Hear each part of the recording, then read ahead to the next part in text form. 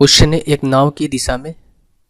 एक नाव जो है धारा की दिशा में 56 किलोमीटर की दूरी तय करती है, जिससे वो समय लगता है 3.5 घंटे। स्थित जल में नाव की चाल और धारा की चाल का जो रेशियो दिया गया है 3:1 दिया गया है।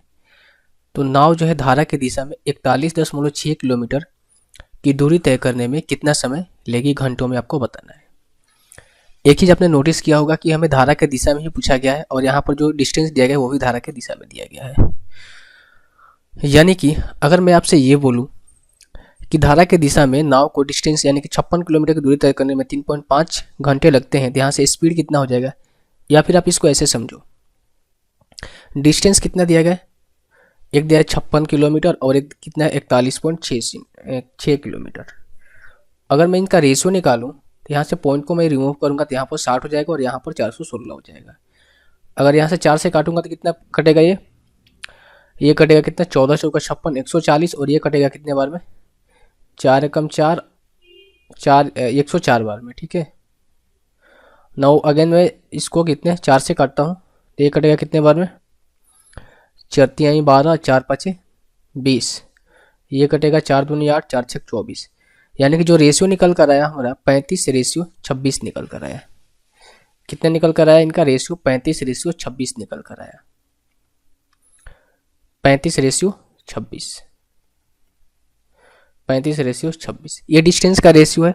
अब देखो यहाँ पर जो स्पीड क्या है वो दोनों केस में सेम है। ऐसा तो नहीं है कि जो इधर से जा रहा है यानी कि अप स्ट्रीम में जा रहा है तो स्पीड कुछ अलग है, डाउन स्ट्रीम में जा रहा है तो स्पीड कुछ अलग है, ऐसा नहीं है। दोनों केस में स्पीड के जो रेशियो है 3:1 यानी कांस्टेंट है। तो यहाँ से हम कह सकते हैं टाइम भी हमारा क्या होगा, कांस्टेंट होगा, यानी कि 35:26 होगा। आप सभी जानते हैं डिस्टेंस इक्वल्स टू होता है स्पीड इंटू टाइम। अगर स्पीड कांस्टेंट होता है तब डिस्टेंस और टाइम का जो रेशियो होता है वो भी सेम रहता है। तो पहले जो उसे डिस्टेंस ट्रेवल करने में 35 घंटे समय लगता था, लेकिन अब कितना लग रहा है, 26 घंटे का समय लग रहा है। कितना, 26 घंटे का समय लग रहा है।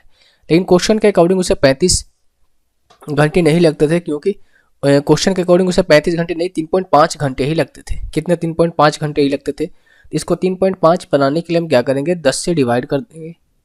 10 से डिवाइड करेंगे तो ये हो जाएगा 3.5। अब जब 10 से डिवाइड इसमें किया है तो 10 से डिवाइड हमें इसमें भी करना पड़ेगा, तो ये भी कितना हो जाएगा 2.6। तो पहले उसे कितना 3.5 आवर्स समय लगता था और 41.6 किलोमीटर डिस्टेंस ट्रेवल करने में उसे कितना समय लगेगा, 2.6 आवर्स। तो ऑप्शन नंबर ए जो है इस क्वेश्चन का सही जवाब हो जाएगा।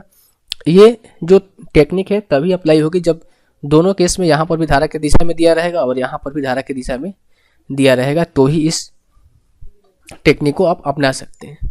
अदरवाइज इसका और सॉल्यूशन क्या हो सकता है, मैं उस पर भी चर्चा करता हूँ।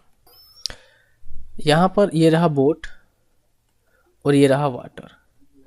इनकी जो स्पीड का रेशियो में दिया गया है 3:1 दिया गया है। अगर मैं यहाँ से मान लूँ कि जो बोट का स्पीड है 3a है और वाटर का स्पीड कितना है 1a है। ठीक है, वाटर का स्पीड कितना है 1a है। तो यहाँ से हमें डाउन स्ट्रीम में स्पीड कितनी हो जाएगी धारा की दिशा में 3a और ये कितना 4a और स्पीड बराबर क्या होगा, डिस्टेंस अपॉन में टाइम। डिस्टेंस कितना है 56 बटे में ये कितना हो जाएगा 3.5 घंटे टाइम लग रहे हैं।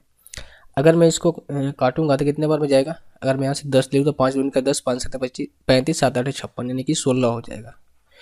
तो 4a की वैल्यू कितनी आ गई, 16 आ गई। अब हमसे पूछा गया है कि जो नाव जो है धारा के दिशा में 41.6 किलोमीटर ट्रेवल करने में कितना समय लगेगा। टाइम हमसे पूछा गया है, टाइम इक्वल टू क्या होता है, डिस्टेंस अपॉन में स्पीड होता है। डिस्टेंस कितना है 41.6 और स्पीड कितना है 3a + 4a 3a + 1a यानी कि 4a, और 4a की वैल्यू कितनी आई है यहाँ पर निकल कर 16, तो बटे में कितना हो जाएगा आपका 16।